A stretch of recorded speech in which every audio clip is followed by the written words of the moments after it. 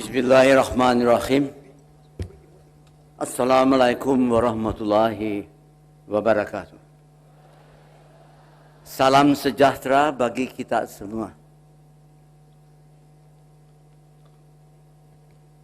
Saking begitu banyak saya mau cerita, tidak tahu mulainya di mana. Kemarin saya harus dampingi para pimpinan DPD,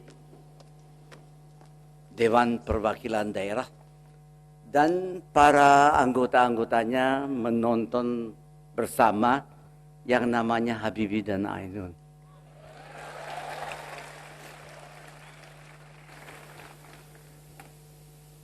Baru selesai ada konferensi pers. Dan saya ditanya, Pak Habibie, ini 3 minggu udah 3 juta penontonnya. Tapi ada yang protes, Pak, kenapa Badan Pengkajian dan Penerapan Teknologi tidak disebut? Kenapa apa yang namanya Akademi Ilmu Pengetahuan Indonesia tidak disebut? Kenapa Batam tidak disebut? Kenapa mengenai industri strategis yang hanya disebut hanya N250? Banyak rentetan-rentetan protes yang mengatakan rasa ya mau juga disebut. Saya bilang begini deh. Bagaimana Anda bisa menceritakan kepada siapa saja dalam 2 jam tayangan film dari kejadian 48 tahun dan 10 hari? It's almost impossible. Karena tidak mungkin. Bagi saya dalam 2 jam itu ada rentetan kumpulan dari Windows. Di belakang window ada kejadian-kejadian yang menyenangkan dan juga yang tidak menyenangkan. Sekarang saudara tanya, kalau Habibie buat kapal terbang boleh deh. Kalau dia buat kapal selam boleh juga. Dia buat kereta api boleh. Pokoknya bau engineering, bau mesin, termasuk mesin jahit, katanya situ ya. Ya dia bisa, tapi dia tulis suatu buku yang namanya Habibie dan Ainun. Masa dia bisa menulis begitu? Ada yang bertanya, apa benar ditulis oleh Habibie sendiri? Satu. Ada yang bertanya, apakah mungkin dia mendiktir seseorang dan seseorang menulis itu? Apa mungkin dia tulis bahasa Jerman terus diterjemahkan? Kan dia lama di Jerman, belum tentu dia lancar bahasa Indonesianya. Ceritanya, fantasinya masing-masing. Rahasianya benar, memang saya tulis sendiri. Tapi pertanyaan selanjutnya adalah, mengapa dia tulis? Apa enggak ada gawe? Apa dia ini mau memamerkan sesuatu? Tidak. Saudara harus tahu,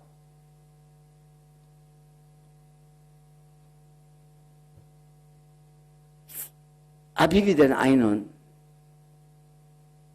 saya kenal Ibu Ainun saya usia 13 tahun. Ibu Ainun 12 tahun. Ibu yang melahirkan Ibu Ainun itu kawan dari ibu yang melahirkan Habibie. Kalau mereka sedang bertemu, kadang-kadang ada Ainun, ada Habibie. Tetapi bukan pacar-pacaran. Hanya anak ya umur 12 dan 13 tahun. Sekolah pun dia adik kelas. Beda 1 tahun. Sering kadang-kadang bermain, tapi tidak bisa dikatakan kawan erat. Dia bahkan kawan dengan adik saya, almarhum Fani.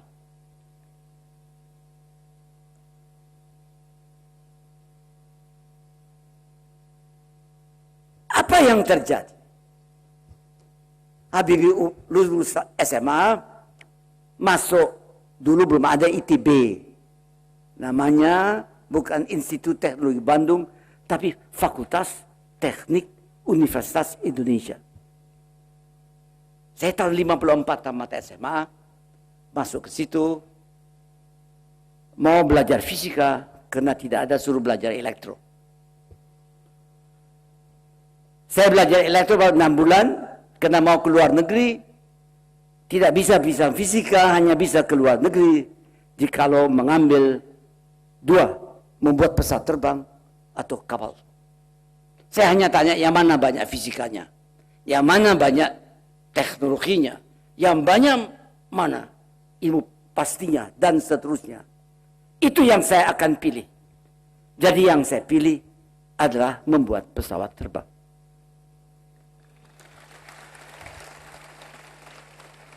Saya ke Eropa,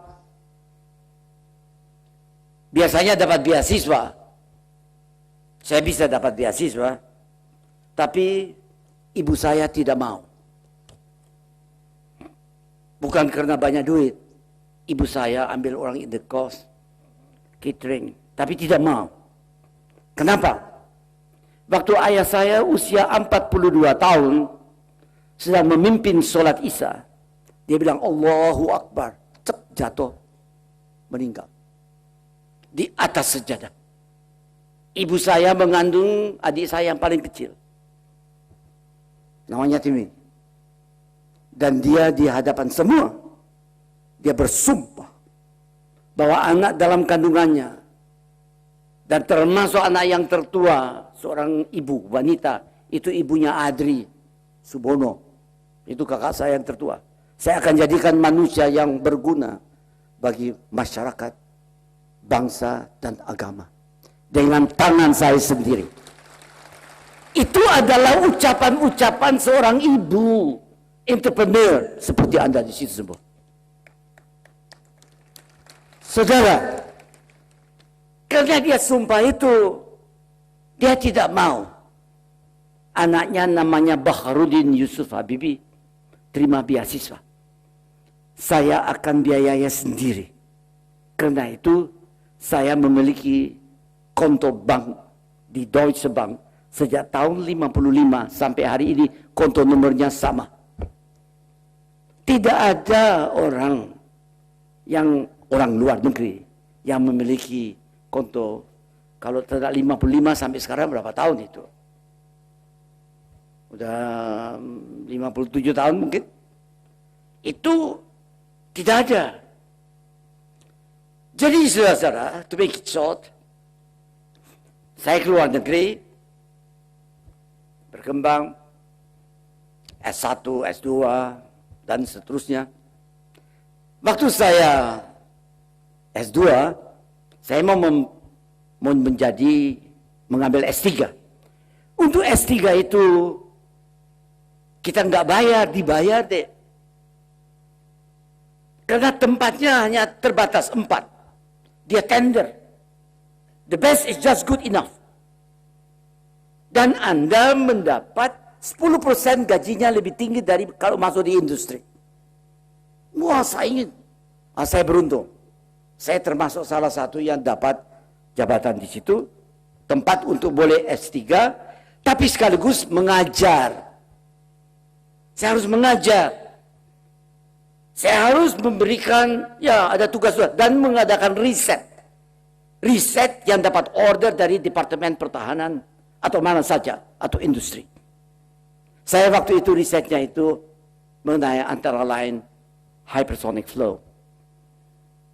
Kecepatan yang sampai 5-20 kali kecepatan, lebih cepat dari suara. Jadi waktu saya jadi asisten buat S3, saya jadi asisten usia 24 tahun. Saya jadi S3 28 tahun. Saya masuk di situ, jangan lupa Pak Habibie ini umur 77 tahun. Tapi kalau sering saya dikira, masa Bapak umur 77 tahun? Kiranya 65 tahun. Enggak, saya 77. Nah bayangkan, Pak Habibie umur 28 tahun, kiranya umur 18 tahun. Normal kan? Jadi saya masuk ke industri itu dengan wajah penampilan yang baby face. Namanya gitu. Baby face, jadi orang itu, masa dia S3 strip, itu soal lain. Soalnya saya masuk harus menyelesaikan banyak masalah. Saya harus cerita ini supaya insya Allah Anda diilhami. Saya sangat terkesan tadi mendengar laporan dari Direktur Utama, perkenalan dengan karya-karya Anda, remarks yang dibuat oleh Pak Budiono, dan saya merasakan getaran jiwa saya sama dengan Anda. Bedanya saya ini bukan bapak Anda, tapi eyang Anda. Jadi pernah ditanya, Pak Habibie mau dipanggil apa? Profesor? Doktor? Presiden? Bapak? Apa Pak? Enggak, panggil aja eyang. Jadi memang eyang. Karena saya tinggal, hitung aja waktunya. 3 tahun lagi saya 80. 10 tahun lagi 87. Saya tidak tahu berapa, mungkin belum sampai 80 udah dipanggil. Saya tidak tahu.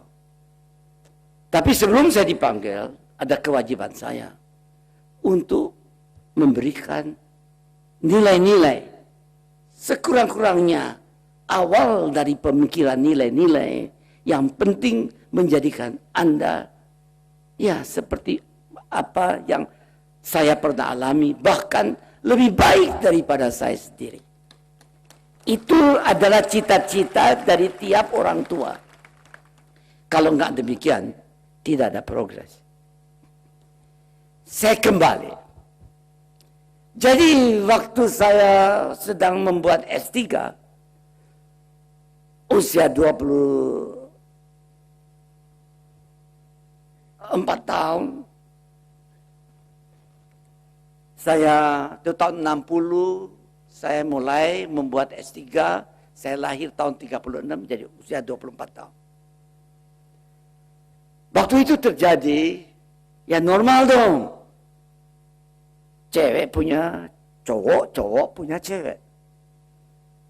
Normal dong. Bahwa kita di jalan lihat yang indah ya senyum. Kenapa enggak? Tapi tidak berarti kita melewati batas-batas yang ditentukan oleh moral dan sebagainya. Tidak. Tapi boleh saja kan melihat yang indah. Dan dari melihatnya itu, ya menjadi persahabatan. Jadi tiba-tiba, waktu saya sudah 2 tahun bekerja, dan mempersiapkan lagi hebatnya mempersiapkan S3 itu. Saya ditelepon oleh perusahaan. Saudara Habibie, ini ada tiket Anda segera harus pulang ke Indonesia. Oh, ya bener aja dong. Karena sudah 7 tahun tidak pulang-pulang. Dulu kan suruh pulang, enggak punya duit. Kerja. Atau ujian. Sekarang dia bilang harus pulang. Rupanya ibu saya mendapat surat dari kawan-kawan. Yang namanya Rudi itu.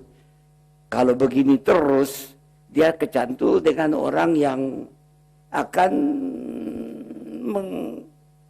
yakinkan dia menetap di Jerman dengan Londo Jerman.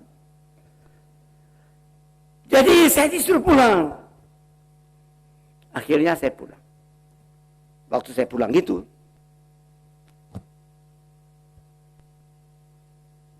saya kebetulan ketemu Aina. Yang lain lihat aja di film. Karena bukan itu yang saya mau cerita. Ya saya mau cerita karena saya waktu Ibu Ainun meninggal, saya baru tahu 2 bulan bahwa Ibu Ainun itu sakit keras namanya cancer. Karena dia sakit itu bisa diprediksi bahwa sebentar lagi dia pergi. Saya tidak mau terima itu, tidak bisa. Karena saya tidak tahu sebelumnya, Ibu Ainun pun tidak tahu. Karena keadaan Ibu Ainun, orang di Eropa tahu. Kalau mau cari Habibie, Anda nggak tahu caranya, cari aja Ainun. Kalau ketemu Ainun, taruhan deh, 10 menit lagi Habibie muncul. Dilanjut dia bilang, kalau mau cari Ainun, Anda nggak mau punya jaringan, cari aja Habibie. Kalau Anda temui Habibie, 10 menit lagi, Ainun tiba-tiba ada. Itu berarti mereka itu tidak bisa dipisahkan. Nah sekarang, apa yang terjadi? Waktu Ibu Ainun telah dimakamkan, minggu pertama, saya kejebak. Orang Habibie waktu itu saya usianya 3 tahun yang lalu, 74. Kejebak dengan piyama, tidak pakai sepatu, jam 2:30 malam, seperti anak kecil nangis cari Ainun. Rumah itu dicari Ainun, nangis. Dilaporkan, sehingga para dokter mengatakan, Habibie sakit keras. Dia segera, mereka konsult dengan Profesor Mate di Hamburg yang memiliki data mengenai Habibie itu. Dan mengambil kesimpulan, Habibie sakitnya adalah sakit jodoh. Begini deh, Anda jodoh. Membuat keluarga sejahtera sakinah. Ada anak dan cucu. Jodoh ditinggalkan, anak dan cucu pergi merantau. Tinggal jodoh berdua saja. Sama-sama selalu. Tiba-tiba salah satu dipanggil duluan. Yang ditinggalkan itu mengalami seperti Habibie. Ada 2 alternatif.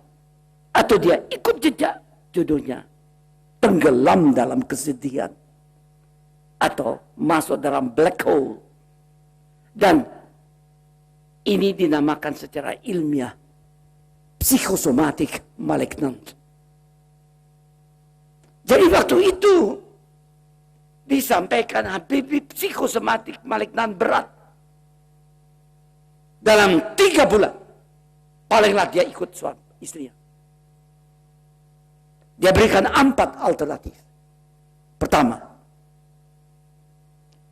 Habibie segera harus dirawat masuk rumah sakit psikiatri atau rumah sakit jiwa. 1. Kedua, Habibie tetap tinggal di rumah. Tim dokter dari rumah sakit jiwa di sini diperkuat datang dari Jerman akan merawat Habibie. Ketiga, Habibie curahkan segala perasaannya. Keempat, Habibie selesaikan sendiri. Saya ambil alternatif keempat. Karena kalau saya ambil alternatif masuk rumah sakit jiwa, saya nggak keluar-keluar. Kalau dia datang sini, sama saja di rumah. Kalau saya buka semua, serah kira sama siapa saja, itu bisa susah. Belum tentu istri saya menyetujui. Karena itu saya tulis. Nah sekarang Anda, saya rasa 100% tahu, karena sering pakai laptop. Kalau laptopnya hang, ngapain? Restart. Karena kalau Anda restart, apa terjadi? Semua software yang sekecil apapun dicek ulang. Nanti pada software tertentu di mana terjadi kerusakan, akan terjadi pengecekan lebih lama. Saya paham deh.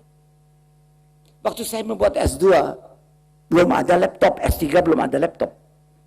Dan saya harus program sendiri, dengan bahasa sendiri, dengan waktu itu Algorithmic Language, terus Fortran. Saya membuat itu programnya dalam kartu-kartu yang blok di punch card itu. Itu data-data dalam satu pita dengan penuh dengan lubang-lubang. Saya lalui itu. Belum ada software sekarang, enak banget. Harus buat sendiri. Jadi saudara tahu bahwa tiap dari Anda yang di sini tahu bahwa ada hang, restart. Restart, semua dicek ulang. Berarti di tempat saya ini ada hang. Hang dari apa? Sinergi dari dua hal. Dari perasaan dan akal. Dari emosi dan rasio. Dan sini harus dalam keadaan keseimbangan. Sekarang ini lari ke emosi. Dan itu mengakibatkan psikosomatik malignan. Sinergi positif berarti 1 tambah 1 bukan 2, 1 tambah 1 200, 2000, 20.000, 2 juta, itu sinergi positif. Sinergi negatif adalah 1 tambah 1 minus 20, minus 200, minus 300, minus 1000, minus ad infinitum. Ad infinitum means ad infinitum berarti Anda mati.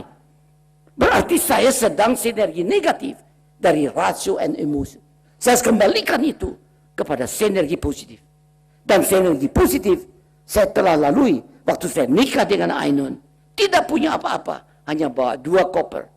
Saya nikah tahun 62, tanggal 16 Mei. Perhatikan ya. Saya bawa di kantong saya dari Indonesia, Ibu Ainun dan saya hanya diberikan devisa belum bebas seperti sini deh. Hanya tiap orang $50. Koper, tapi saya punya pekerjaan, punya pemasukan di Eropa. Apa tuh? Saya mulai begitu, minus. Saya bisa bersinergi positif. Sehingga 10 tahun kemudian, bulan Juli, persisnya tanggal 21 Juli, tahun 72, saya sudah mampu membuat rumah sendiri. Rumah saya pekarangannya adalah 1,5 hektar, punya indoor swimming pool. Darangannya kamu lihat, masih ada rumah itu. Itu dari nothing menjadi top.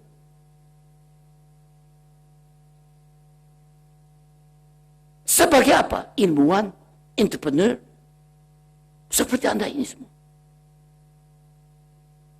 Tidak dikatrol. Jangan lupa, saya membuatnya itu di Jerman. Negara yang orang unggul semua. Tidak akan Anda dipilih menjadi pemimpin dari perusahaan jikalau Anda hanya 10% lebih jagoan dari orang Jermannya, dari Londonnya. Itu Jerman itu ada pepatah, dia bilang Jerman di atas segala-galanya. Deutschland, Deutschland, über alles. Itu normal. Dia anggap dirinya hebat tuh. Tidak mungkin. Baru dia akan tercengang kalau Anda bukan 10%, 20%, 2 kali, 3 kali lebih hebat dari dia. Baru dia ambil. Saya beruntung. Saya diambil, angkat, terus diberikan ya pemasukannya lumayan sehingga bisa buat rumah itu. Bukan itu saja. Suatu perusahaan yang membuat pesawat terbang, kalau dia miliki pesawat terbang pribadi, normal. Ngapain perusahaan pesawat terbang memiliki juga lapangan terbang? Karena produknya itu harus dites kan? Nah, daripada saya macet di jalan, naik kereta api pergi ke lapangan terbang, baru Saya punya pesawat terbang sendiri, punya perusahaan, tapi dibagi-bagi anggota direksi, kepala bagian, take off dari lapangan terbang sendiri, terbang kemana saja yang kita harus bekerja. Waktu itu saya bagi-bagi, tapi saudara lihat, saya membuktikan sinergi positif. Sinergi positif terjadi di mana? Waktu itu 10 tahun punya rumah, tambah 3 tahun lagi saya punya private jet sendiri. Bukan saya punya perusahaan. Tadi harus bagi, dia bilang, kenapa Habibie begitu banyak pekerjaannya? Dia dengan sekretarisnya situ. Satu untuk dia sendiri tiap saat. Saudara, itu sinergi positif dari Ainun dan Habibie.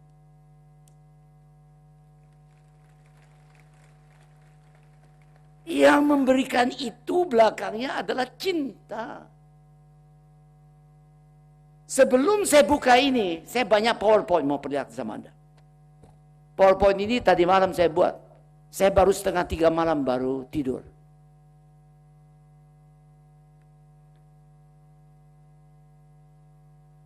Bagi Habibie dan bagi Anda, ada 3 golongan grup cinta yang harus dicintai.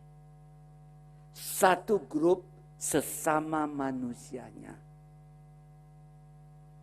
Sesama manusianya itu vertikal, mulai dari bapaknya, kakeknya, buyutnya, seterusnya, dan juga bukan konvergens itu, tapi divergens kawan-kawannya, semua yang atas itu. Kawan dari bapaknya dan sebagainya itu. Terus di sini juga ke bawah downstreamnya. Ialah sampai anaknya, cucunya, cicinya. Juga dari kawan. Bukan konvergens tapi divergens sedikit. Dan kari horizontal ada kepada sesama manusianya. Ya masyarakatnya, tetangganya, masyarakatnya 1001 macam. Sampai seluruh umat manusia. Jadi itu satu grup. Cinta pada umat manusia. Tidak mengenai sara. Kedua, cinta pada karya umat manusia. Bank Mandiri membina itu. Cinta kepada sesama manusianya, kena slogannya, hey, jangan Anda menjadi orang yang mencari lapangan kerja, tapi orang yang meng-create lapangan kerja. Itu ada suatu ucapan atau statement yang secara implisit menggarisbawahi. Perhatikanlah yang lain, masyarakat tentunya yang paling dekat di sini. Tapi tidak ada salahnya nanti tiba-tiba jadi besar, jaringannya internasional, regional, it's okay. Tapi dulu di depan hidungnya. Itu slogan tadi saya dengar, waktu saya baca kemarin, waktu saya tidak tahu, saya tanya sama anak adik saya yang kebetulan salah satu karyawan dari Bank Mandiri, Diwang namanya. Saya bilang, ya Om ini harus ngomong apa? Om, kasih ngomong apa aja deh, teknologi, wisdom. Gimana? Pakai PowerPoint. Nanti kalau tambah PowerPoint, saya ngomongnya nggak selesai. Terus akhirnya saya bilang, ini Om, dia kasih. Antara lain, masukan untuk Omnya, pidato dari Direktur Utama tahun yang lalu. Dan saya baca, oh bagus sekali ini. Baru waktu saya baca itu, waktu saya baru kembali dari nonton bersama dengan DPD Habibie dan Ainun, saya baru bilang, wah tidak mungkin saya cerita tanpa PowerPoint. Baru saya buat PowerPoint-nya. PowerPoint-nya selesai jam 2:30 malam, baru saya tidur. Jadi, apa yang terjadi itu, saya perlihatkan, cinta grup pertama ada sesama manusianya. Cinta grup kedua ada karya-karya sesama manusianya. Cinta grup ketiga adalah pada pekerjaannya, profesinya. Melaksanakan profesinya, pekerjaannya secara profesional. Tuntas objektif. subjektif pada kepentingan masyarakat. Tapi jangan rugi. Kalau Anda rugi, nggak punya duit, nggak bisa bantu. Bank Mandiri hanya bisa bantu Anda karena dia untung. Bank kalau dia hanya untung saja, dia nggak mikir Anda, berarti salah. Tapi dia cinta pada golongan pertama masyarakat. Dari situ dia pilih, jelas dong, rakyat saya sendiri. Dia cinta pada karya-karya orang lain, karya Anda dia bina. Dan dia cinta pada sesuatu profesional supaya Anda melaksanakan tugasnya secara tuntas. Ini cinta. 3 elemen yang menentukan. Ini harus bersinergi positif. Bukan 1 tambah 1 tambah 1, 3 atau 300. Kalau bisa 30.000, 3 juta. Oh, naik terus eskalasi. Itu rahasianya Habibie. Mulai dengan 2 koper. Tiba-tiba apa yang saya ceritakan tadi memiliki semuanya itu secara halal. Di suatu negara masyarakat yang tertib. Tidak ada itu yang aneh-aneh. Saingannya berat sekali. Karena orang-orang pintar. Dari situ suatu bukti bahwa tidak ada bedanya antara Anda dengan orang-orang lain. Bedanya Anda belum mendapatkan kesempatan. Dan ini kesempatan diberikan oleh bangsa Anda, pimpinan Anda yang diwakili dalam hal ini misalnya Bank Mandiri. Begitu Pak. Jadi waktu saya harus restart, saya restart di mana? Restart waktu ketemu Ainun. Yang lain lihat saja dan baca bukunya. Jadi itu lama juga dokter. Saya cerita mengenai catatan awal. Coba tolong diperlihatkan. Ayo next. Ini ada beberapa pertanyaan. Bagaimana profil dan keadaan pelaku ekonomi Indonesia? Teman saya tanya, apakah sudah proporsional ataukah masih ada ketimpangan? Bagaimana kontribusi mereka terhadap ekonomi nasional? Bagaimana kontribusi mereka terhadap penyediaan lapangan kerja? Itu Anda mengatakan, jadilah bukan yang pencari kerja, tapi pencipta pekerja. Come on. 2, benarkah ekonomi kita dalam keadaan paradoksal? Saya ceritakan nanti paradoksal apa. Apa penyebabnya? Bagaimana mengoreksinya? Bagaimana pengaruh globalisasi terhadap ekonomi nasional? Seperti apa keadaan nyata saat ini? Bagaimana seharusnya kita merespon globalisasi? Apa yang harus dilakukan dalam ikut menyelesaikan masalah-masalah tersebut? Sekarang saya mulai dengan fakta. Next one.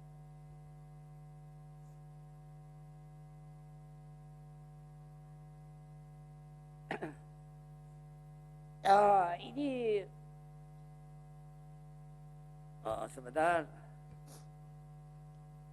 Saya rasa coba ambil itu urutannya. Setelah itu coba ambil. Kembali nomor 1 tadi mana? Itu ini. Tadi salah. Kesempatan saya sekarang kesenjangan lapangan kerja. Kesempatan kerja yang disediakan oleh usaha kecil dan mikro adalah 88,92%. Anda itu termasuk golongan ini. Usaha menengah 10,54%. Usaha besar 0,54%.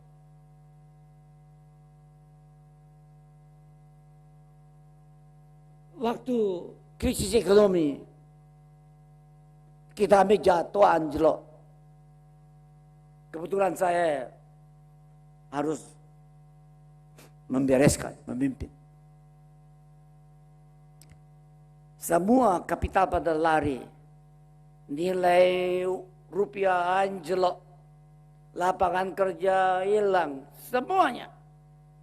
Tapi yang tulang punggung yang menahan itu, mencegah tidak hancurnya kita adalah usaha kecil, mikro, dan menengah.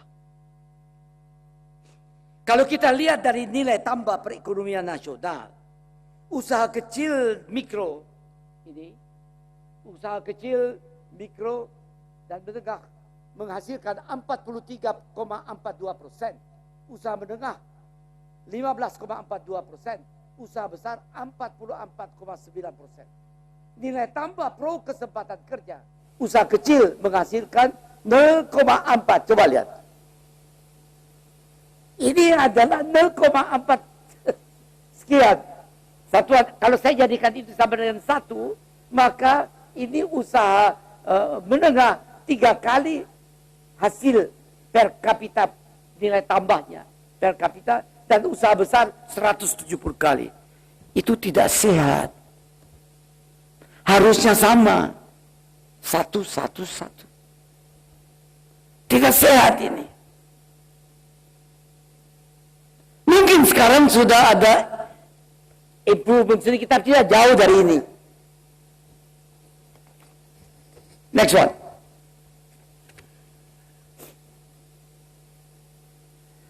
Usaha kecil dan mikro. Usaha kecil dan mikro, usaha menengah menyediakan 99,46% lapangan kerja. Lapangan kerja yang disediakan oleh usaha besar hanya 0,54%.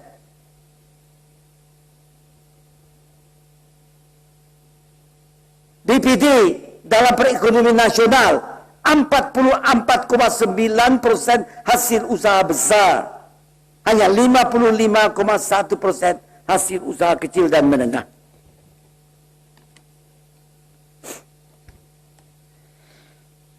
Next one. Perbandingan nilai tambah yang dihasilkan tiap lapangan kerja usaha kecil menengah dibanding dengan usaha menengah, usaha kecil dan mikro, terus usaha menengah dan usaha besar 1,310, mencerminkan adanya kesenjangan kualitas sumber daya manusia, kesenjangan pendidikan, kesenjangan produktivitas dan lapangan, dan kesenjangan iptek. Kesenjangan tersebut harus dikoreksi karena mengakibatkan jurang antara miskin dan kaya melebar dan menghambat daya saing. Sekarang saya mau cerita sedikit.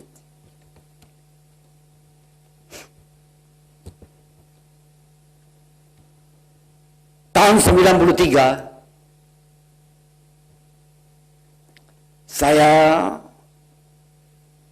dapat telepon dari Duta Besar Republik Indonesia di Bonn. Namanya Jenderal Ahmad Tirto Sudiro. Dia mengatakan, Saudara Bibi, Anda segera harus datang ke Düsseldorf. Besok akan tiba dengan pesawat pribadi Dr. Ibnu Sutowo. Anda harus datang ke situ. Jawaban saya, Pak, saya banyak pekerjaan. Siapa itu namanya Ibnu Sutowo? Saya tidak tahu. Oh, Anda nggak tahu? Dia itu menguasai semua ekonomi. Dia yang menciptakan perusahaan Pertamina, dan Pertamina itu ada kaitannya dengan minyak dan sebagainya. Masa Anda nggak tahu? Tidak tahu. Karena itu Anda harus ketemu dia. Apa kaitannya saya dengan perusahaan minyak? Apa kaitannya? Dan apa dia mau dengan saya? Itu bulan Desember deh, sedang mempersiapkan laporan tahunan untuk Departemen Pertahanan, untuk semua. Saya Kan harus saya tanda tangani, saya harus pelajari. Kalau ada yang salah, saya harus beresin. Terus akhirnya dia bilang, apapun saya tidak tahu, saya hanya diperintahkan Anda harus bertemu. Di mana? Di Düsseldorf. Kapan?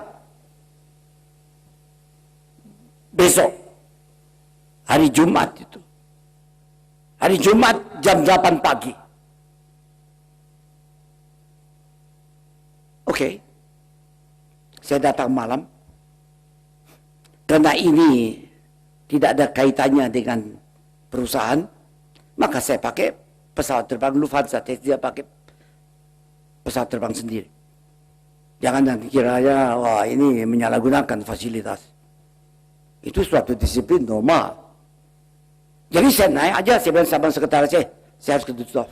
Pakai mana Pak? Sedang kapal terbangnya? Tidak. Saya pakai pesawat terbang sendiri. Tiket Lufthansa. Saya bayar. Saya terbang. Jumat malam, saya kerja. Masih telepon-telepon. Periksa, laporan banyak yang saya harus baca. Pagi-pagi jam 8, saya persis ketok pintu dari Presidential Suite dari Pak Ibnu Sutowo. Saya belum pernah lihat ada Presidential Suite. Presidential Suite itu adalah kamar yang terbesar di seluruh lantai dari Hilton itu satu orang. Saya bilang kok hebat banget ini. Ya saya belum pernah. Ya saya masuk aja biasa di double room. Ngapain? Kita hemat toh. Terus saya tinggal situ, saya ketok pintu. Terus ada seorang butler, bule. Dia tanya bahasa Inggris. Ada Pak Habibie ya? Ya. Tunggu saya lapor dulu sama Pak Ibnu. Saya mau masuk, tidak, ada di luar. Saya berdiri di luar. Tiba-tiba Pak Ibnu itu dia buka pintu. Dia nggak bilang, nggak senyum dan mengatakan, hei gimana Habibie, selamat pagi dan sebagainya, silakan masuk. Tidak. Saya tiba-tiba dilabrak aja, dimaki-maki. Wah, dibilang, kamu enak-enak saja di sini. 1001. Saya bilang, ini gimana toh? Masa kita datang, suruh datang, dia untuk dimaki-maki lagi. Jadi saya diam aja dia. Saya bilang, tapi kelihatan dia sangat bersemangat, matanya tajam dan sangat kritis. Dan konyolnya, semua yang dia katakan sama saya itu tepat dan benar. Dan saya jadi malu. Jadi saya dipersilakan masuk. Terus saya suruh pulang. Dikatakan, Habibie, saya diperintahkan Anda segera pulang ke Indonesia. Yang lain lihat di film. Atau baca bukunya lebih jelas lagi. Lebih jelas. Di bukunya lebih jelas. Film hanya sedikit. Sekarang, waktu saya tiba di Indonesia, saya muncul. Hari Sabtu tanggal 26 Januari tahun 74. Saya hanya punya waktu 4 hari. Karena banyak pekerjaan. Karena tidak ada .com. Tidak bisa diselesaikan melalui email. Jadi saya landing, ibu saya, semua datang keluarga, jemput. Dan dia katakan, Anda diterima oleh Pak Ibnu. Hari Senin, tanggal 28, jam 10 pagi. Di Jalan Perwira nomor 3, rumah kecil di Pertamina. Saya datang ke situ, masuk. Waktu saya masuk, kita lagi orang yang serem begitu. Dia sambil senyum. Selamat datang ya di Indonesia. Kapan datangnya? 1000. Wah kok baik sekali. Terus dia bilang, Pak saya sudah di sini. Apa Anda mau sampaikan sama saya Pak? Saya sudah tugasnya selesai. Tugas saya adalah datangkan Habibie kemari. Dan Habibie nanti malam setengah 8 diterima oleh Presiden Republik Indonesia. Oh begitu? Ya, apa mau disampaikan? Saya tidak tahu. Setengah 8, tanggal 28 Januari, hari Senin, tahun 74, saya bertatap muka pertama kali dengan Pak Harto sebagai Presiden. Karena saya kenal Pak Harto waktu saya umur 14. Saya kenal Pak Harto waktu, bukan 13, waktu ayah saya meninggal. Di mana ibu saya sumpah. Itu ada banyak orang yang sholat itu. Salah satu orang di antaranya ada anak muda umur 28 tahun. Letnan Kolonel Soeharto. Waktu itu tidak ada yang tahu bahwa dia jadi presiden. Apalagi saya yang tidak terpikir. Tidak ada keinginan ke arah situ. Tapi dia di situ. Jadi saya sudah kenal dia. Tapi lama tidak bertemu. Dia bilang, dia berdiri, selamat datang. Nah, terus dia cerita saya apa saya harus laksanakan. Dari situ mulai saya merencanakan berdirinya industri strategis sekarang. Saya mulai dengan 20 orang. Kantornya di belakang itu toko Sarina itu. Ya kan? Dibuat oleh Bung Karno, satu-satunya ya mall waktu itu. Wah, kebanggaan kita Sarina. Di belakang itu ada rumah sewa 20 orang. Saya masih di Jerman, tapi di sini orang yang saya mondar-mandir, saya mimpin. Membuat industri strategis. Sekarang, dengan susah payah, dari 20 orang, waktu saya jadi wakil presiden, Maret tahun 98. Jadi itu 24 tahun kemudian saya jadi wakil presiden. Saya harus letakkan semua jabatan, termasuk memimpin industri strategis. Industri strategis yang saya letakkan itu memberi pekerjaan kepada 48.000 karyawan. Dan membuat produk-produk dari pesawat terbang, dari apa saja, sampai senjata, sampai semua turnover tiap tahun sekitar 10 billion US dollar. Itu kenyataan. Itu bukan fantasi, kenyataan. Dan pesawat terbang rekayasa kita sendiri, N250, sudah terbang di udara. Saya perlihatkan di Le Bourget. Saya perkenalkan N2130. Dan bukan itu saja. Di Amerika saya sudah mendirikan perusahaan namanya AMRI, American Regional Aircraft Industry, di Alabama, mobil. Saya dirikan untuk assembly line N250.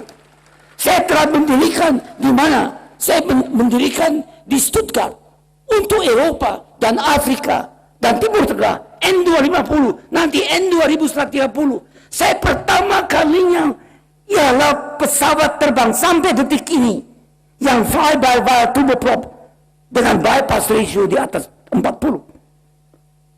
Yang paling cepat. Sudah 80% saya persiapkan itu lebih dari 10 tahun. Dan 8 sudah terbang waktu itu kan. Sudah terbang, tahun 95 terbang, terus tahun 98, proses mau caranya hebat. Tidak boleh dibantu lagi. Loh, kenapa bantu? Itu milik 100% negara. Saya membuat saya profesi, saya transparan, tidak ada kesalahan, tidak ada utang. Terus itu saya harus selesaikan, tidak boleh. Itu saya bilang sama Pak Harto, kalau tidak boleh, saya kredibel, saya bisa cari kredit. Laporkan, kata tidak boleh ambil kredit, karena utangnya banyak. Utang bukan saya kok, negara pun bukan.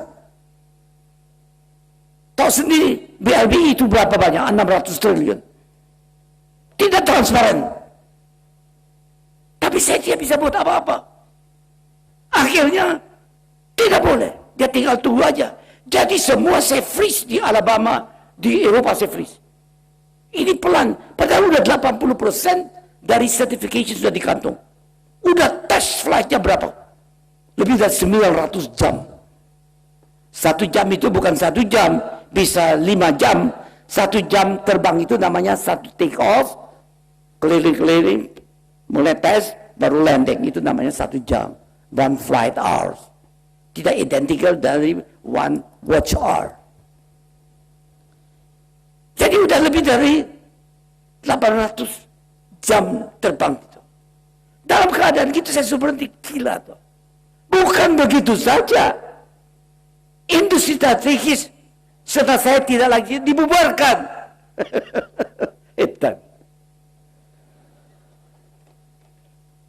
Itu berlawanan dengan apa yang disampaikan oleh Mandiri Direktur Utama. Jadilah orang yang bukan mencari kerja, tapi menciptakan lapangan kerja. Ini kita, yang penciptanya itu industri dibubarkan. Industri di Gantara yang 16.000 karena tidak diberikan dana dan tidak boleh mengambil pinjaman, dan riset yang dilaksanakan di Puspitek karena tidak ada order, tidak ada apa-apa, bubar.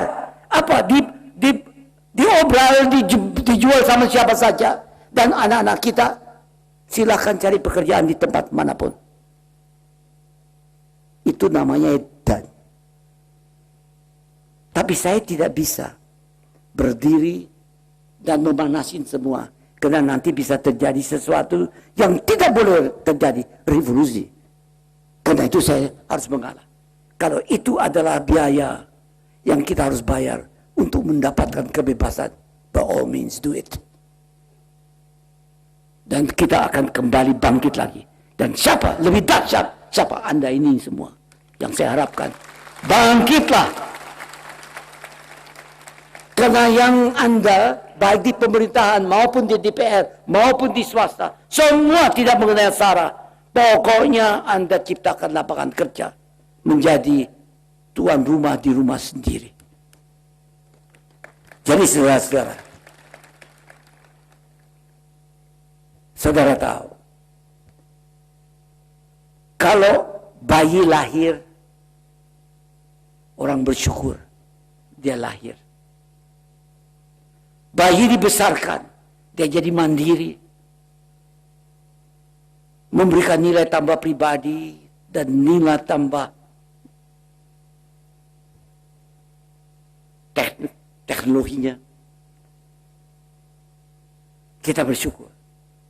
Tapi kalau dia sampai waktunya dia fading out, meninggalkan kita semua itu, kita memanjatkan doa untuk mendampinginya. Tapi kalau si bayi yang sedang bekerja, yang sedang berkembang, tiba-tiba ditikam, dibunuh orang lain, Anda tangkap yang membunuhnya. Karena itu ada sesuatu yang kriminal.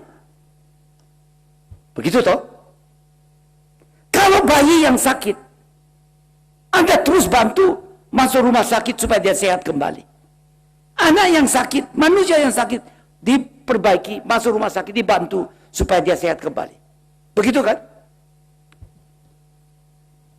Kalau perusahaan didirikan, bersyukurlah kita. Perusahaan berkembang, bersyukur. Perusahaan jadi besar, bersyukur.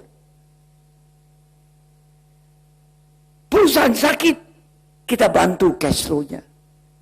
Kita bantu dia kembali. Kalau perusahaan karena keadaan apa saja tiba-tiba menghilang, kita sedih. Kita bersyukur kepada penerusnya yang mau membuatnya itu. Begitu kan? Perusahaan perilakunya seperti manusia. Begitu kan? Kalau perusahaan dibangkrutkan, kriminal. Industri strategis dibangkrutkan. Kriminal. Dengan susah payah.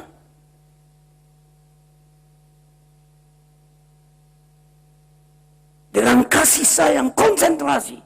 Berapa puluh ribu jam yang sebenarnya saya harus berikan sebagai seorang suami dan ayah kepada anak dan keluarga saya. Enggak. Dan begitu juga kawan-kawan yang lain. Tidak, kita laksanakan itu. Itu hilang lenyapkan. Itu kriminal bom.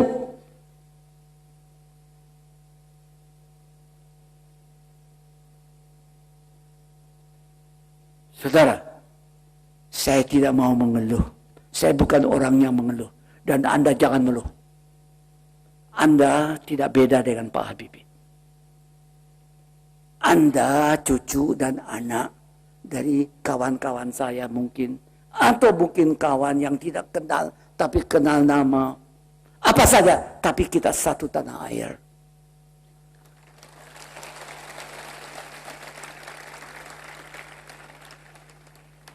Kita adalah bangsa pejuang tahan banting. Kita konsentrasi. Saya cerita sedikit ya. Waktu saya usia 21 tahun. Saya udah mulai sakit-sakit. Tapi saya harus masuk sanatorium usia 23 tahun.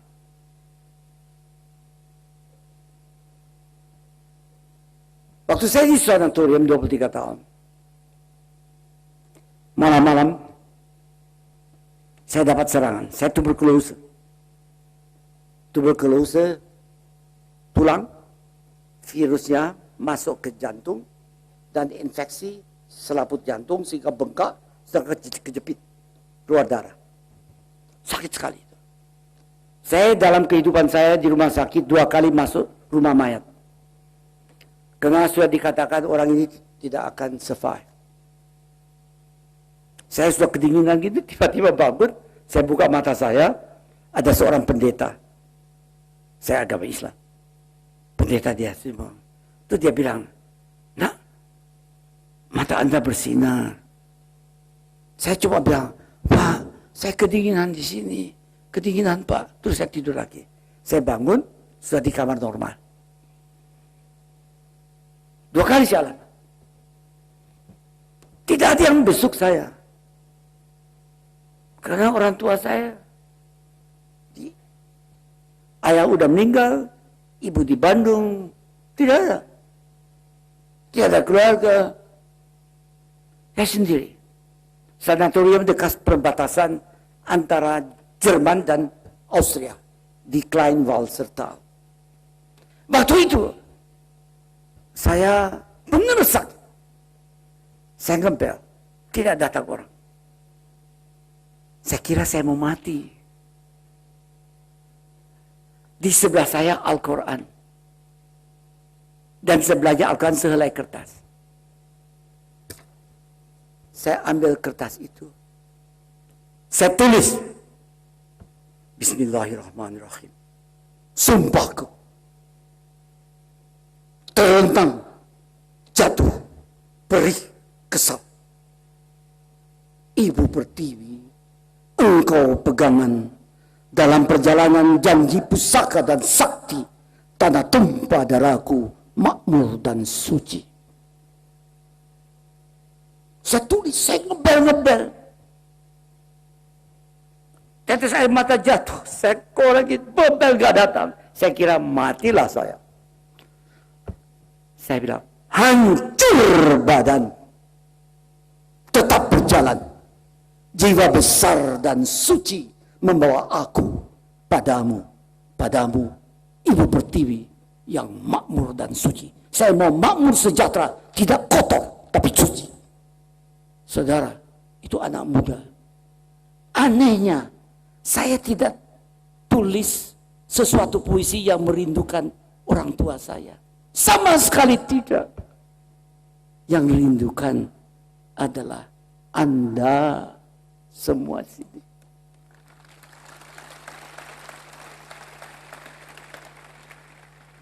Kalau saya berani mengungkapkan ini reality.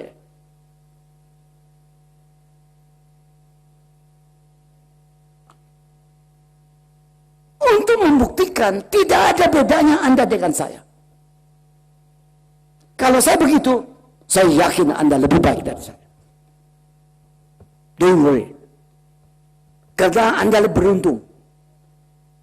Hampir semua sekarang kita belajar dari kesalahan sendiri dan kesalahan orang lain. Dan semua kita mau belajar. Itikad kita semua berdasar keyakinan adalah demi kepentingan kita semua. Juga yang tidak setuju tadi, dia yakin bahwa jalannya ada yang paling baik. Tidak ada alasan kita untuk menikamnya. Jadi saudara, itu sebagai selingan. Karena tugas sebagai orang tua, saya harus memberikan motivasi kepada Anda. Saya harus berikan semangat kepada Anda. Oke? Di antaranya selip-selip itu mengenai apa yang menurut saya Anda harus fahami.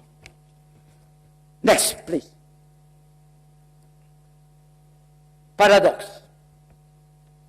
Ada 3 paradoks. Kita kaya tapi miskin. Kekayaan sumber daya alam melimpah tapi miskin penghasilan kita. Kita besar tapi kerdil. Amat besar wilayah dan penduduknya, tapi kerdil dalam produktivitas dan daya saingnya. Kita merdeka, tapi terjajah.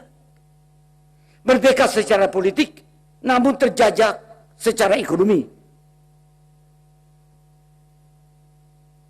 Saya mungkin Anda bilang Habibie exaggerate. No. Seperti dia bilang, wah Habibie terlalu cepat itu cara berpikirnya. You are too early. Maksudnya apa? Dengan kapal terbang Anda itu terlalu jauh. Belum sampai waktunya Anda buat. Tidak benar, I'm on schedule. Kalau tidak ada yang menghalangi saya, persis tahun 2000-an, saya punya pesawat terbang semua di dunia punya saya. On schedule. Dan itu tidak bisa diciptakan dengan suatu keputusan presiden. Dengan tidak bisa diciptakan dengan undang-undang atau ketetapan MPR. Dengan memberikan legitimasi sama tiap orang. No way. Membutuhkan waktu. Tidak bisa Anda tiba-tiba mulai membangun pada tingkat 16. Dari 1/16 Anda hiraukan. It's impossible. Jadi salah itu. Yang mengatakan Habibie terlalu cepat. Tidak. Saya on schedule kok. Kalau lihat, saya buktikan. Kamu buka aja matanya. Semua pesawat terbang yang terbang di bumi Indonesia. Pertumbuhan dari passengers. Tiap tahun ini 20%. Bukan main banyak. Pesawat terbang itu semua tipe N250. Dan N2130. Semua yang saya kembangkan sudah bayar. Disedot dibuat orang lain. Ya. Yang benar aja dong.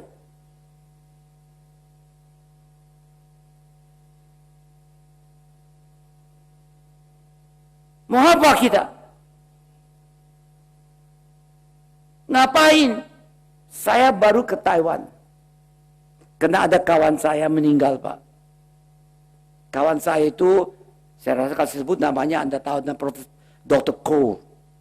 Dr. Ko ada pendiri dan pemegang saham yang terbesar, secara 11% dari China Trust Bank. Saya kenal dia 40 tahun, sejak muda. Dia 3 tahun lebih tua dari saya. Saya ke Taiwan karena dia kawan saya, dia meninggal, dan saya kenal anak istrinya dan sebagainya. Itu upacara besar-besaran. Saya di sini ketemu banyak tokoh-tokoh dari dunia. Ada 3.000 lebih besar dari ruangan ini. Penuh. Itu mengenai saya suruh bicara pertama presiden mereka, terus yang kedua presiden yang zaman waktu Ko mendirikan perusahaannya. Yang ketiga saya, terus dari Amerika, dari Beijing juga dia bicara, dari mana-mana. Hanya 10 orang yang berbicara di panggung. Saya nomor 3 yang bicaranya. Saya bilang sama saudara, saya beri contoh. Saya pertama kali ke Taiwan itu tahun 72. Tidak ada kaitannya dengan Indonesia. Karena saya pelajari bagaimana teknologi apa yang dibutuhkan. Karena saya bertanggung jawab untuk teknologi. Dari Messerschmitt ke Bloom. Dalam hal itu, dan waktu itu ada perang kan, ada tegangan antara mainland dengan Taiwan Jadi dia termasuk konsumen yang bisa beli teknologi persenjataan. Waktu saya itu, sampai saya jadi wakil presiden, saya penghabisan datang berkunjung sama mereka tahun 96. Waktu saya mempersiapkan di situ. Karena banyak kawan saya situ. Mereka selalu mendekati saya. Papi, kita kerjasama dalam bidang teknologi ini. 1001 banyak. Saya dengarkan, ada saya laksanakan, ada tidak. Kali ini saya datang sama. Mereka juga sudah lebih tua dari saya. Tapi dia mau bilang, Pak, kami ini banyak orang Indonesia kerja di sini. Berapa banyak? Saya tanya. Itu sebentar lagi 200.000 lebih. Ekonomi kita tergantung dari Indonesia loh. Maksudnya, ya kalau mereka itu mogok atau tidak bekerja, ekonomi kita lumpuh. Wah, bidang apa saja? Saya mau tahu toh, apa bidang elektro atau seperti Anda. Apa? Pembantu rumah tangga, pembersih jalan dan sebagainya. That is what you want to be, not me. Saudara,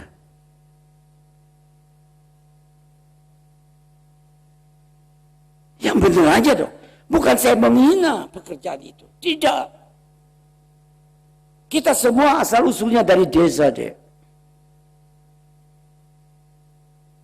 Tapi kita tidak boleh lupa sasaran. Kita mau ketentraman di bumi ini. Ketentraman berarti sejahtera, aman, keadilan berlangsung dengan baik, dan seterusnya, dan seterusnya. Jadi, lihat senario apa yang terjadi. Kita kaya, tapi miskin. Kita besar, tapi kerdil. Kita merdeka, tapi terjajah. Terjajah secara ekonomi. Kenapa? Penyebab keadaan paradoks. Next. Kita lebih mengandalkan sumber daya alam daripada sumber daya manusia. Kita lebih berorientasi jangka pendek daripada jangka panjang. Dan tidak konsisten. Ganti pimpinan, dia lupakan semua yang lain, dia nggak lanjutin. Karena dia mau punya stil sendiri. Masuk sejarah, yang benar aja dong. Ini estafet. Kita lebih mengutamakan citra berwacana daripada karya nyata. Kita lebih melirik makro daripada mikroekonomi. Kita lebih mengandalkan cost added daripada value added. More comparative rather than competitive advantage. Jadi, untuk menggambarkan supaya kita satu bahasa ya. Value added saya selalu bilang, kalau saya punya 2 mobil, satu mobil yang mahal sekali, satu yang murah. Kalau saya timbang mobil yang mahal, harganya per kilo saya tahu dong. Kalau saya timbang yang mobil yang murah, harganya per kilo saya tahu dong. Jadi mungkin yang mahal itu per kilo, tiap kilo harganya 20 kali dari yang murah. Tiba-tiba dua-dua mobil punya roda 4, pakai setir, ada penumpang, tabrakan di Toro. Apa terjadi? Total rusak. Datang yang pembeli besi tua. Per kilo mobil yang mahal dan per kilo mobil yang murah sama. Sama. Situ kalau dia beli di besi tua sama harganya. Tapi waktu dia masih keren, itu 20 kali lebih mahal. Jadi nilai dari sesuatu itu bertambah karena teknologi. Teknologi yang tepat dan berguna. Karena itu benar. Tidak ada teknologi canggih bagi saya. Tepat dan berguna untuk meningkatkan nilai dari sesuatu bertambah dengan biaya serendah mungkin. Sesuai dengan jadwal yang telah ditentukan dan risiko minimum. Itu adalah entrepreneur yang berpikir begitu. Jadi Kita harus berpikir ke nilai tambah. Sekarang, Anda membuat mobil, membuat sepeda motor, membuat baju, membuat jaket, membuat apa saja. Ada nilai tambahnya kan? Nilai tambahnya itu Anda tumpuk di gudang. Kalau tumpuk di gudang, Anda nggak dapat duit dong. Baru dapat duit kalau itu sudah dibeli orang lain. Karena dibeli orang lain, dia bayar, Anda dapat pendapatannya. Anda bayar kewajibannya dan sebagainya.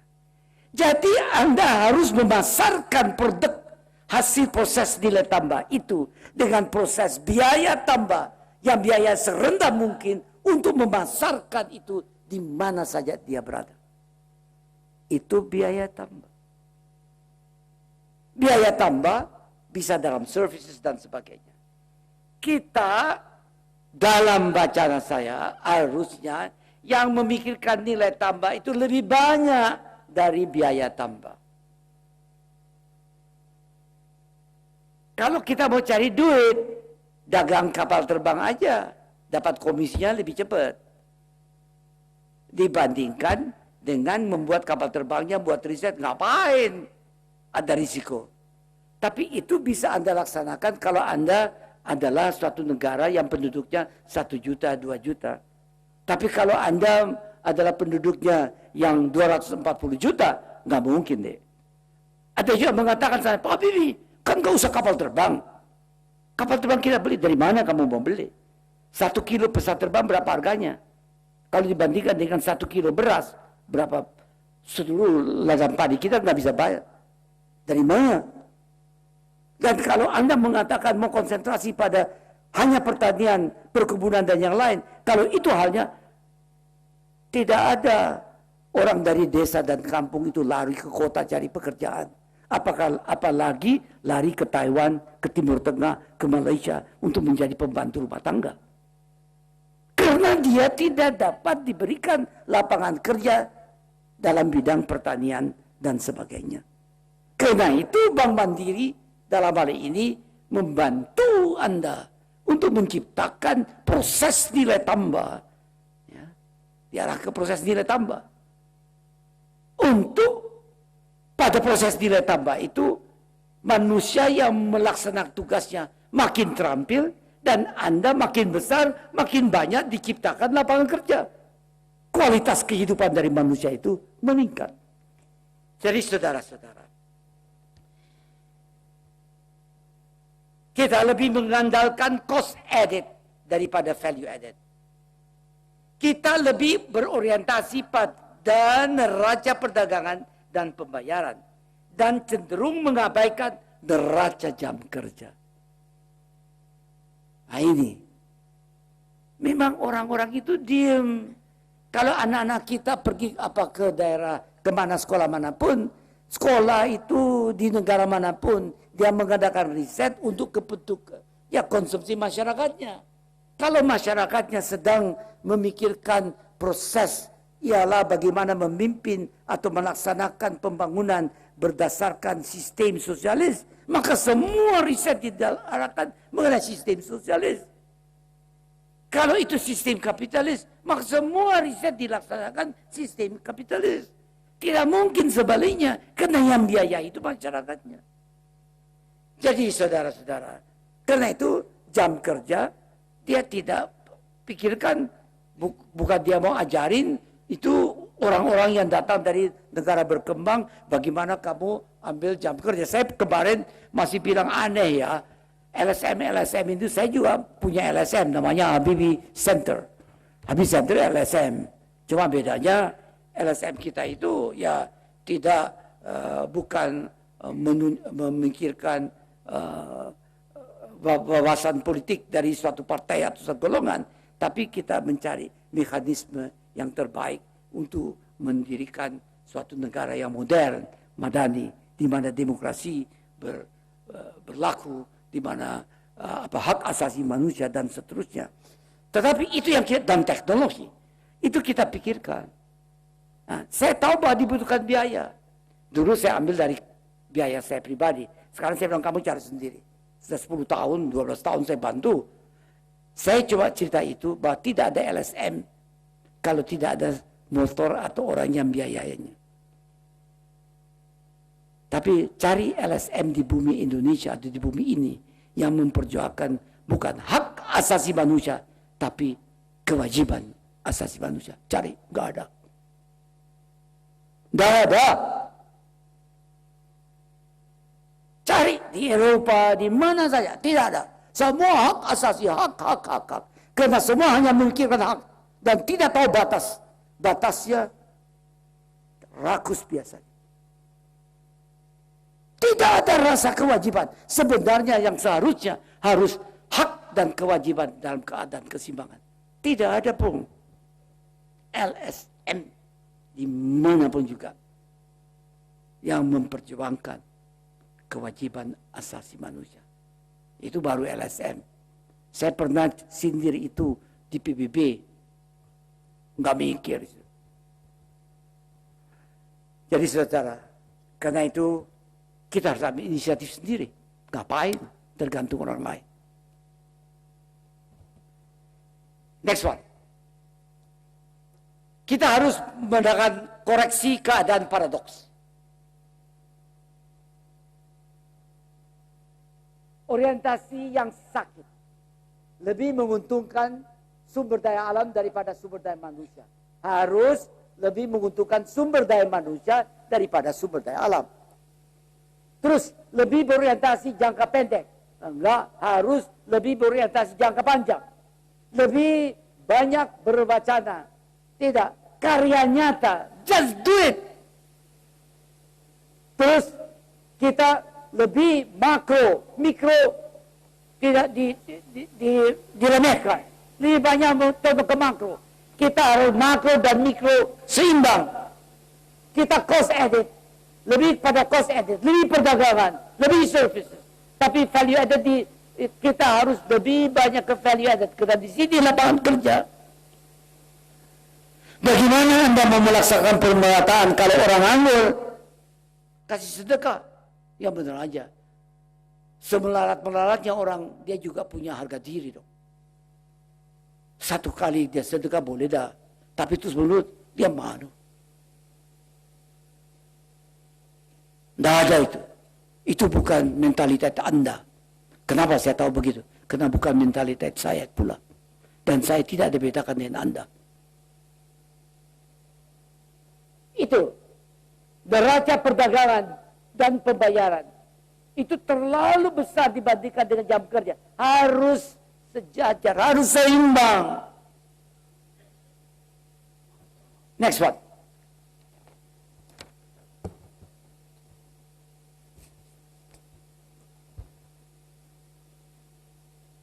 Globalisasi pasar kepentingan nasional. Ini kita mulai di sini.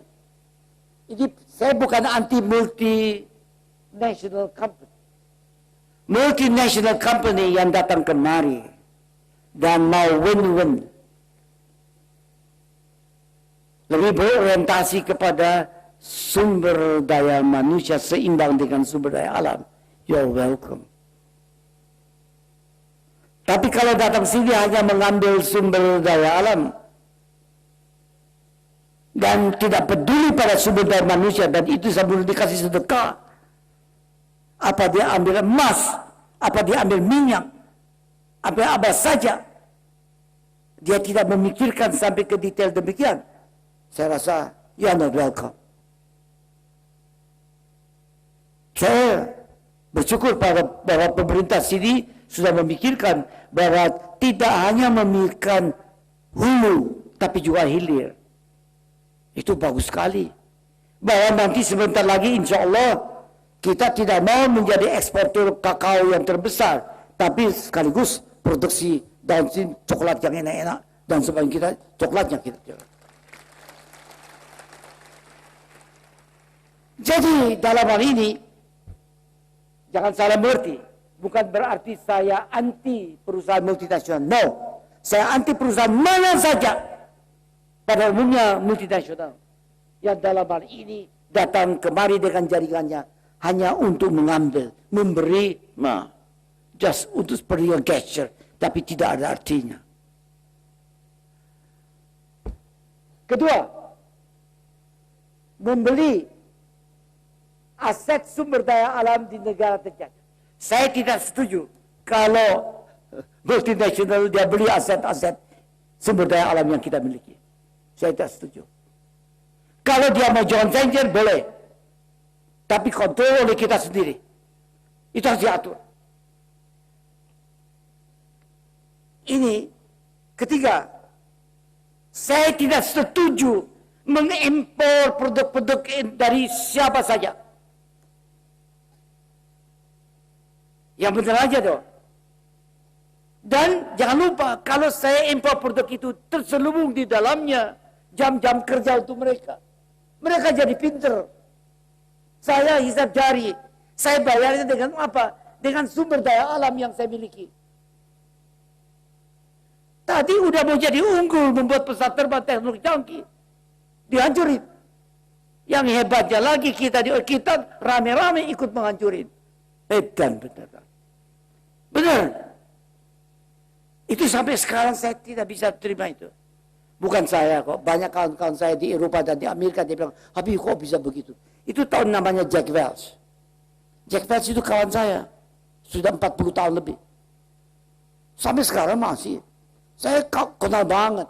Dia kalau waktu dia lagi ngetop, kalau dia datang kemari, dia nggak di hotel, tapi dia nginep di rumah saya. Itu Jack dengan saya sampai hari ini berhubungan. Dia termasuk orang kawan-kawan yang memprotes apa yang terjadi oleh IMF, oleh kita. Dia tulis loh surat. Dia itu dia bilang saya harus berhenti. Ya. Saudara-saudara, saya percepat aja. Globalisasi, my goodness, banyak banget nih. Ya itulah terlalu banyak saya ngomong.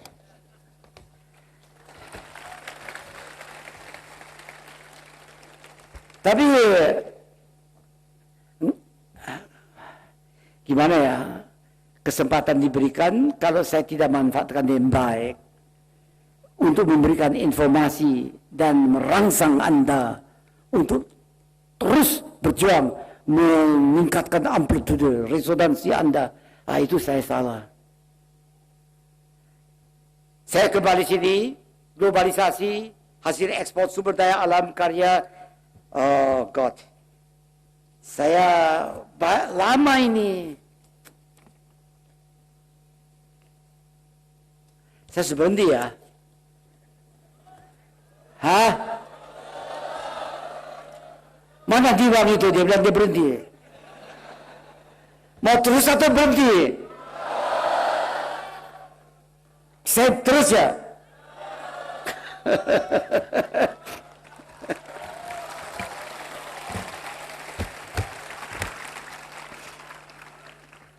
Globalisasi pasar dan kepentingan nasional. Ini situasi seharusnya terjadi hasil ekspor sumber daya alam dan karya sumber daya manusia. Itu harus menginvest pada bidang pendidikan, penelitian dan prasarana ekonomi dan meningkatkan produktivitas daya saing nasional. Itu hanya mungkin jikalau Anda bukan saja memiliki sekolah dididik, tapi memiliki tempat di mana Anda bisa berkarya. Kalau tidak, Anda tetap hanya jalan di setempat. Kalau Anda berkarya, Anda mengembangkan teknologi, mengembangkan keterampilan Anda mengalami suatu proses, Anda menjadi unggul, daya saing Anda meningkat. Ini yang ideal, ialah sumber daya alam dan karya sumber daya manusia diekspor. Terus meningkatkan cadangan devisa dolar dan euro. Malahan bagi saya tidak perlu dolar dan euro, kita rupiah aja asal stabil, ada kualitas dari mata uangnya oke. Dan ini meningkatkan kegiatan ristek untuk pertahankan produktivitas dan daya saing. Itu kalau saya bercerita lama. Saya singkat aja. Saya sebut aja namanya, saya harapkan Anda memperdalam itu. Globalisasi pasar dan kepentingan nasional. Pertanyaan untuk kita renungkan, Anda harus tanya. Bagaimana sumber daya manusia dapat berkembang dan menjadi unggul kalau karya dan produksinya tidak dibina sedini mungkin dan harus bersaing dengan produksi masyarakat lain yang maju. Jadi kalau produksi Anda baru saja ditemukan, adalah kewajiban saya untuk memagari Anda supaya Anda terus berkembang. Nanti suatu ketika Anda bisa bersaing sama saya, silakan. Caranya bagaimana? Anda saya berikan insentif, dan yang saingan Anda saya persulit masuk kemari. I'm sorry. Persulit caranya, you pay more. Jangan sebaliknya. Orang yang datang kemari dipermudah supaya banyak banjiri di sini, dan kisah suruh konsum aja, dan dia invest kemana? Ke rumah-rumah, dan itu kan mekanisme semua, dia kasih kredit, mekanisme untuk mendapatkan duit secara jangka panjang. Dengan asumsi bahwa duitnya stabil, kualitasnya dan sebagainya. Tapi ini saya berpendapat bahwa kita membutuhkan sumber daya manusia yang tinggi daya saingnya, dan itu hanya mungkin tinggi daya saing kalau produktivitasnya tinggi dan penguasaan ilmu pengetahuan dan teknologi ialah state of the art. Dan itu bisa diberikan bukan saja melalui pendidikan, tapi melalui lapangan kerja. Lapangan kerja itu tidak berarti harus perusahaan yang besar. Yang kecil itu bisa canggih loh. Tepat guna, dia kecil. Steve Jobs mulainya di garasi. Ya, Apple mulainya kecil. Macintosh mulainya kecil. Semua mulainya kecil. Jadi saudara-saudara, itu pertanyaan yang sadarkah kita bahwa dalam produk impor tersembunyi jam kerja masyarakat lain? Bagaimana membiayai proses pembudayaan dan pendidikan sumber daya manusia jika modal sumber daya alam sudah dikuasai oleh jaringan investor negara lain? Jadi maksudnya begini, hasil penjualan sumber daya alam itu harusnya dimanfaatkan untuk mengembangkan kualitas sumber daya manusia dan prasarananya dan sarana yang dibutuhkan untuk melaksanakan proses nilai tambah. Seperti yang dilaksanakan oleh Pertamina. Pak Ibnu Stowo bilang, udah kamu mau buat apa? Kapal? Oke. Kapal terbang? Oke. Saya cuma tanya dari mana duitnya? Dari minyak. Tapi kamu saya berikan waktu. Kamu laksanakan itu. Pak Harto bilang, Habibie, kapan saya bisa lihat pesawat terbang buatan bangsa ini? 74 saya bilang, Pak, 10 tahun lagi pada tempat yang sama, jam yang sama, saya akan menghadap Bapak dan menyampaikan pesawat terbang buatan Indonesia telah mengudara. Saya tidak tahu. Tahun 84 saya perkenalkan CN235. Itu dia bilang, apa hadiahmu untuk Indonesia merdeka 50 tahun? Saya bilang, saya akan membuat kapal terbang yang paling canggih di dunia. Saya akan membuat kapal. Saya akan membuat kereta api. Saya akan membuat ini semua, saya bilang gitu. Benar? Kamu akan laksanakan? Saya laksanakan. Saya janji, Pak. Saya akan memimpin bangsa Indonesia sehingga mampu. Pak Harto hanya bilang satu, Habibie, kamu saya percaya, kamu boleh buat apa saja di bumi Indonesia. Saya selalu, selama saya mampu, saya akan selalu menjaga kamu. Cuma satu, kamu janji saya, jangan membuat revolusi di bumi Indonesia. Karena rakyatmu itu tidak mampu mengatasi satu revolusi lagi. Kamu janji? Saya janji, Pak. Dan saya tepati janji itu. Waktu Pak Harto lengser, kita dalam ambang pintu revolusi. Saya bayar dengan dibubarkannya industri strategis. Tapi bagaimana perasaan saya? Anda bisa bayangkan. Yang saya sedih adalah waktu itu dibekukan, saya masih bilang sama Gus Dur, hei jangan korek-korek ini. Karena nanti kalau kita lewat, saya akan kembalikan. Jangan matikan. Seperti oke lah. Gus Dur tepati janjinya, tapi setelah itu dibubarkan. Dibuat peraturan-peraturan yang tidak menguntungkan nasional. Produksi dalam negeri tidak dilindungi. Lingkungan dihilangkan. Bukan itu saja. Biaya yang pernah dikeluarkan oleh industri strategis untuk mendidik anak bangsa menjadi pintar, dianggap kredit, harus bayar kembali dengan bunganya. Ditaruh di semua sistematis mau dihancurkan. Bagaimana? Saya hampir berontak. Untung, saya bilang, untung ada Tuhan. Benar itu. Saya larinya ke sholat. Saya tahajud. Untung ada Tuhan. Kalau tidak mungkin saya sudah tidak tahu gimana. Jadi saudara-saudara. Tapi ini bukan mengeluh. Kita catat. Tapi jangan catatan itu menjadi penghalang dari suatu masa depan yang besar. Udah lewat-lewat. Tapi don't let it happen again. Jadi saudara-saudara.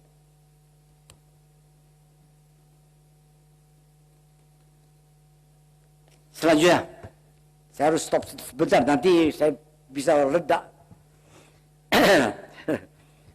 Bagaimana daya saing dan produktivitas sumber daya manusia Indonesia dapat ditingkatkan kalau lapangan kerja tidak diperhatikan oleh masyarakatnya sendiri?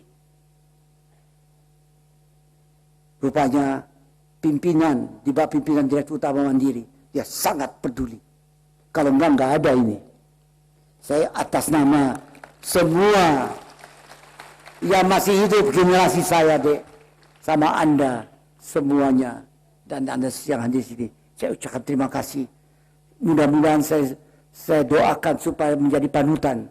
Yang lain pada ikut rame-rame kita bersatu membesarkan Indonesia yang mengandalkan pada sumber daya manusia yang produktif dan memiliki inovasi. Akankah kita biarkan masyarakat Indonesia terus mengkonsum hasil karya nilai tambah masyarakat lain? Karena karya nilai tambah sendiri tidak diperhatikan dan dibina. Jawabannya jelas, tidak akan kita tolerir lagi. Yang lain, globalisasi neraca perdagangan, saya rasa ini bisa saya lewati dengan nanti begini deh. Saya nanti akan minta sama Bank Mandiri, saya kasih PowerPoint-nya. Anda bisa perbanyak, dikasih sama semua. Ya, dikasih sama semua, dan itu saya yakin Anda akan duduk sendiri dan membacanya sendiri dan merenungkan. Nanti kalau ada pertanyaan bisa tanya sama Bank Mandiri, tanya sama Pak Habibie, diorganize pertemuan, tanya sama saya jawab. Oke. Itu saya, kalau enggak terlalu lama ini. Jadi ya, saya sampai sini aja ya.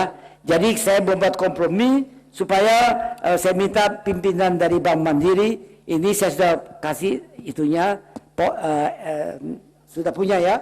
Ya, itu nanti diberikan semua peserta sini yang menginginkan silakan. Dan Anda bisa memasyarakatkan sendiri. Terima kasih. Wassalamualaikum warahmatullahi wabarakatuh.